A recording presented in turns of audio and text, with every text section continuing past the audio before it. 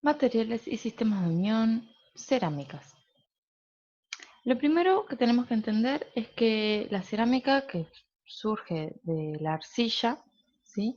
Se puede trabajar de distintas maneras. La podemos directamente, la pasta cerámica, generar con torno, con un torno, el clásico este, película de Ghost, donde hacían como el jarrón y esas cosas, o podemos directamente generar presión sobre la pasta y modelarla en forma de baldosa o azulejo, por ejemplo, y hornearla directamente. También podemos hacerlo líquido, colocarlo, lo que se llama barbotina, colocarlo en un molde por lo general es de yeso, y a esto se le llama el proceso de colado, ¿no? Ya sea que la pasta cerámica es colada o es hecha a presión o torneada, cuando está en estado crudo, digamos, cuando no ha tenido ningún tipo de calor, cuando todavía tiene cierta humedad, se dice que está en estado de cuero, ¿sí? Luego eso entra a un horno y se hace el primer horneado, al cual se le llama bizcocho. Cambia completamente de color, pierde la mayoría de su humedad y por lo tanto también se achica, pierde tamaño en relación a en estado cuero. Luego eso se puede esmaltar y vuelve al horno, ¿está bien? Y se hace una segunda horneada. En este caso, la cerámica pierde la totalidad de su humedad. Podemos volverla a meterla al horno para incorporar, por ejemplo, otros pigmentos de esmaltado que pueden tener distinta temperatura, ¿sí? Pero es importante entender que cada vez que va a entrar al horno, el, los materiales, o sea, el esmaltado se va a fundir y luego cuando se enfría se va a solidificar. Esto es común, por ejemplo, cuando le colocamos impresiones o etiquetas. Nosotros lo que hacemos es eh, fundir la tinta de la etiqueta o la vitroetiqueta, si es de vidrio, fundirla sobre el esmalte, ¿sí? De la pieza. Entonces es como como si fuera un tercer horneado. ¿Qué tiene que ver la cerámica con la señalética? Y en realidad que en muchos casos azulejos pueden cargar información, ya sea que los trabajemos específicamente con colores, o sea, a nivel cromático, o horneándolos con algunos dibujos específicos, como puede ser en este caso, ¿no? Y luego aplicándolos como mampostería a los muros. Lo mismo que aquí, ¿no? Por lo tanto, no es descabellado asumir que los azulejos pueden formar parte del sistema señalético en algunas características. En este caso, a diferencia del anterior, la composición del texto está dada por el uso de la pieza azulejo blanco, azulejo negro. Es decir, nosotros estamos utilizando el propio muro y la propia grilla que conforman los elementos azulejos para componer y en este caso para escribir. Esto es un centro cultural. Este, y toda la imagen del centro se conformó de esta manera, ¿sí? Es más, cuando vemos que hay otras intervenciones, ya sea sobre pavimento o sobre esmerilado, sobre vidrio, ¿no? Un vinilo esmerilado translúcido sobre el vidrio, igual siguen usando la estética y la lógica del azulejo, más allá de que no están respetando ni la escala ni la materialidad. Y también en este caso, como cuando deciden poner el identificativo informática en esa área, como la grilla de los azulejos del alrededor colabora o sirve o es utilizada para decidir la ubicación de dónde va a estar ese cartel que en realidad está puesto con vinilo. Eh, es decir, no es azaroso que coincida, ¿sí? En esta área de aquí. Incluso la elección tipográfica, o sea, es pertinente a ese lenguaje ortogonal que está dado por el uso de los azulejos que forman parte de las características constructivas del edificio. Otro ejemplo, ¿no?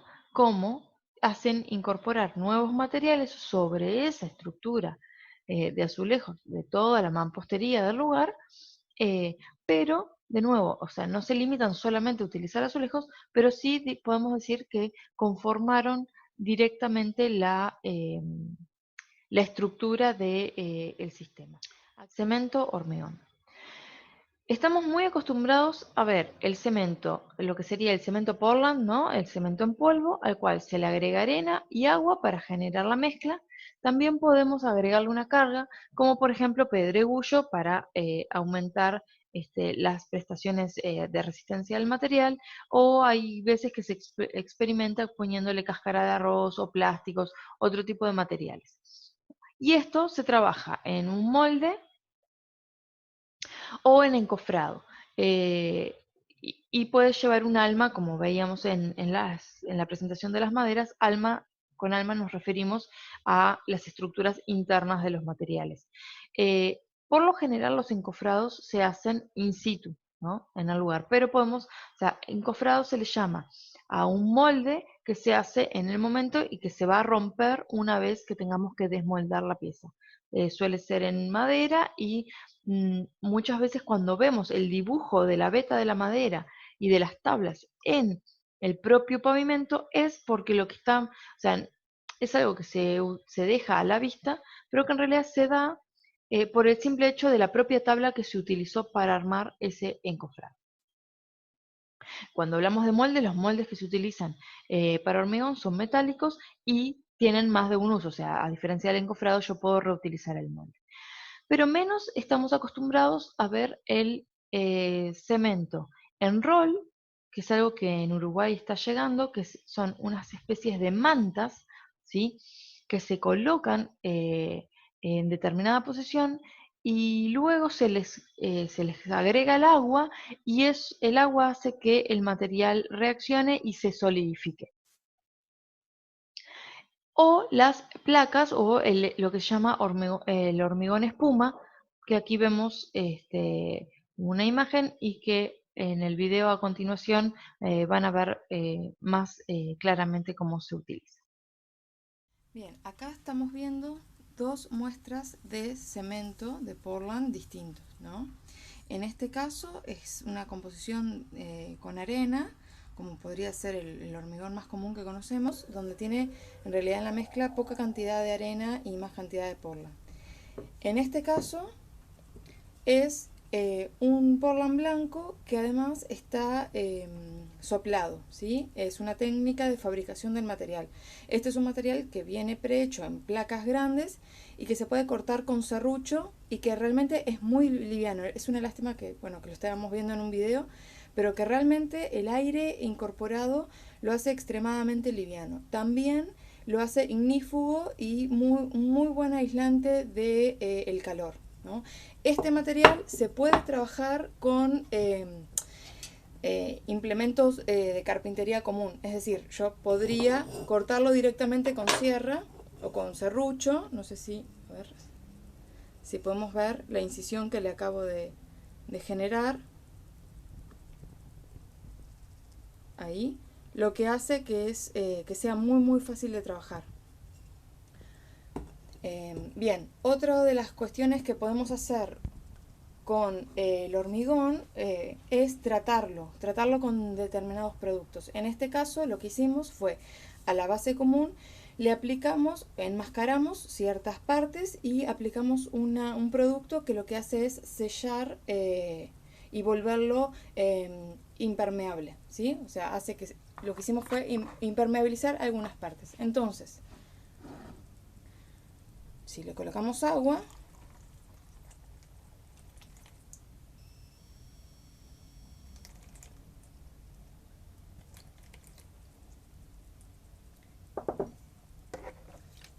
lo que vemos es cómo las partes que fueron tratadas o enmascaradas no absorben el líquido y las partes que han sido impermeabilizadas quedan con el color original y el resto lo que queda es más oscuro, como cuando el cemento se oscurece por el agua, ¿no? Como estamos acostumbrados haber en cualquier elemento que quede bajo agua, que la madera también, ¿no? Que se vuelve más oscura. Acá vemos, por ejemplo, bien la diferencia de color, ¿no? Entre el que no está el que no estuvo impermeabilizado y el que estuvo impermeabilizado.